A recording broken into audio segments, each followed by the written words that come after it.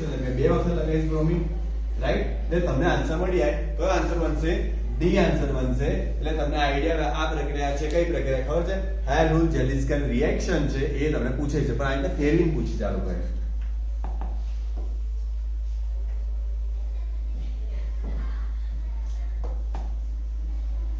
ચલો, આ આવી તમે વારંવાર એમસીક્યુ કરાયો છે. હવે આની ટેકનિક તમને ખબર છે કે નાઇટ્રોજન ગ્રુપ આવે તો ડેન્જર વ્યક્તિ એ શું કરે? હંમેશા ઇલેક્ટ્રોન મેળવી લે. આ વ્યક્તિ શું કરે? ઇલેક્ટ્રોન દાન કરે. તો આ વ્યક્તિ ઇલેક્ટ્રોન મેળવે અને ઇલેક્ટ્રોન ઘનતા ઓછી જોવા મળશે. આમાં ઇલેક્ટ્રોન ઘનતા મોટી, એટલે તમે આ ટેકનિક આપી છે મોટા મોટા કરતા ઇલેક્ટ્રોન. આમાં સૌથી મીડિયમ દેખવા મળશે, આના કરતા થોડી મીડિયમ હશે. તો તમને આઈડિયા આવી ગયો. શું કીધું છે? મૂળ શક્તિનો સાચો ક્રમ. સવાલ આવા ફેરવીને પૂછે છે લોકો. તો આપણે શું વિચારીએ? હવે એસિડિકતા આવશે, બેઝિકતા, આ લોકો ફેરવીને આવા એમસીક્યુ પૂછવાના છે. એટલે તમે વિચારો ક્વેશ્ચન કયા ટાઈપના બનશે, તો આ ક્લિયર હોવું જોઈએ તમને, તો આઈડિયા આવે. તો આમાં આન્સર શું બનશે? તો અહીં તમને ખબર સૌથી વધારે વાત કરીએ તો સૌથી વધારે એસિડિકતા કોની વધારે હશે? નંબર 3 આવશે. પછી નંબર 1 અને લાસ્ટમાં નંબર 2 રહેશે. પડી સમજ? આ ટાઈપના ક્વેશ્ચન તમને ક્લિયર હોવું જોઈએ. ના વારંવાર તમે એમસીક્યુ સોલ્વ કરો તો જ આઈડિયા આવશે. નતા ઉપર લઈ જવાના છે. લિબર્ટી, માર્વેલ, જે બી એમસીક્યુ સોલ્વ કરો આઈડિયા આવે. પ્રાથમિક એમાઇન્સ, જો એમાઇન્સ લખ્યું છે વિશે નીચેનામાંથી કયું વિધાન ખોટું છે એમ પૂછ્યું છે.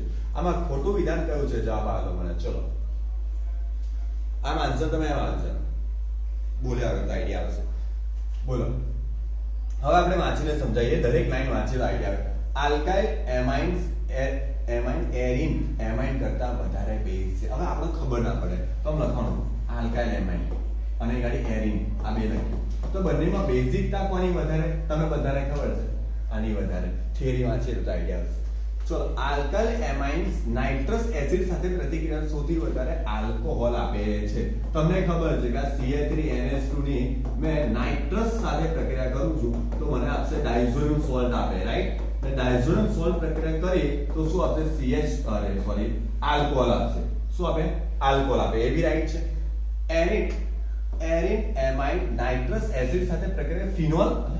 તમને યાદ હોય તો આ એલિનિન એ NH2 કોની સાથે? HNO2 સાથે પ્રક્રિયા કરે તો તમે જોયું હશે કે HNO2 સાથે પ્રક્રિયા કરશે તો ડાયઝોનિયમ સોલ્ટ આપે. પણ એ કેવો કીધો? તમે થિયરી વાંચે તો આઈડિયા આવે. એ સ્થાયી છે.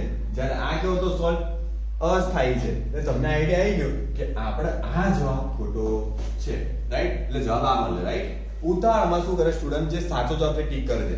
એટલે આપણું ખોટું વિધાન પૂછ્યું છે. નીચે પૂછ્યું છે આલ્કાઇલ એમાઇન એમોનિયા કરતા વધુ બેઝ. એવી જોઈ લે આ એમોનિયા ને આલ્કાઇલ એમાઇન. તો તમને આઈડિયા આવી ગયો કે એમોનિયા આ ઇલેક્ટ્રોન દાન કરે એટલે ઇલેક્ટ્રોન ઘનતા વધારે, એટલે બેઝિક તાની પણ વધારે. આનાથી ઓછી કોની વધારે? ઓછી કોની હોય? એનિલિનની હોય, રાઈટ? કે એમાં એના વધારે ઘટી ગયા છે ઇલેક્ટ્રોન. આ ટાઈપના ક્વેશ્ચન બનવાના છે, રાઈટ? એટલે તમે જેટલું લાઇટલી લો છો બોર્ડ એટલું લાઇટલી નહીં હોય. એટલે લાઇટલી તમારે દરેક પોઈન્ટને તમે સમજવા પડશે. ચલો, એના પછી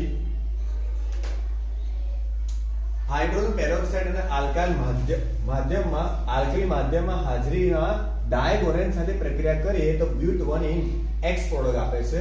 અને એલ્યુમિનિયમ સાથે પ્રક્રિયા કરે તો જે X અને Y આપે છે, આના પછી Y આપશે. જે કે Y ને શું કર્યું છે? સ્ટીરિયોઇડ સંખ્યા કેટલી એમ પૂછ્યું. સંખ્યા પૂછી છે. સ્ટીરિયો એટલે ખબર છે આપણે કે પ્રકાશીય સંવૃત્તતા, પ્રતિબિંબીય એમ નહીં કહેતા એ ટાઈપનો. તો આ લોકો વર્ડ ચેન્જ કરી નાખ્યા. આ AI પછી બદલું પેપર છે એટલે અડધા વર્ષ ઇંગ્લિશમાં કન્વર્ટ કરી નાખ્યા લોકોએ. તો વિચારો, પહેલા આપણે વિચારીએ બ્યુટ 1 આ બ્યુટ 1 કોની સાથે પ્રક્રિયા કરે છે? Hydrogen peroxide. આવું કઈ ભણ્યા છે? હાઇડ્રોજન પેરોક્સાઇડ આવ્યું છે? યાદ છે પેરોક્સાઇડ વાળી રિએક્શન? હાઇડ્રોજન પેરોક્સાઇડ તો તમને પ્રોડક્ટ્સ આપશે, આલ્કોહોલ આપશે. આમાંથી યાદ હોય તો દેખો CH2 CH2 CH2 Br2 સાથે રિએક્શન તમે જોઈ હશે. અને ફરીથી હું Al2O સાથે રિએક્શન કરીશું ને તો પ્રોડક્ટ પાછી જ આપશે CH3 CH CH2 double bond CH2. આ ટાઈપનું આલ્કીન કમ્પાઉન્ડ આપશે. તો આની અંદર તમને એક જ તમને જોવા મળશે. શું? પ્રકાશીય કહો કે પ્રતિબિંબી સંગ્રહતા જોવા મળે. હવે એના માટે તમે રિસર્ચ કરો તો આની જોડે 2 H છે, આની જોડે 1 H છે, એટલે વધારે પડતે એની પર વિચાર કરવા આવતો નથી. એટલે આ ધ્યાનમાં લેવાનો સવાલ, રાઈટ? ચલો, એના પછી નેક્સ્ટ બીજો ક્વેશ્ચન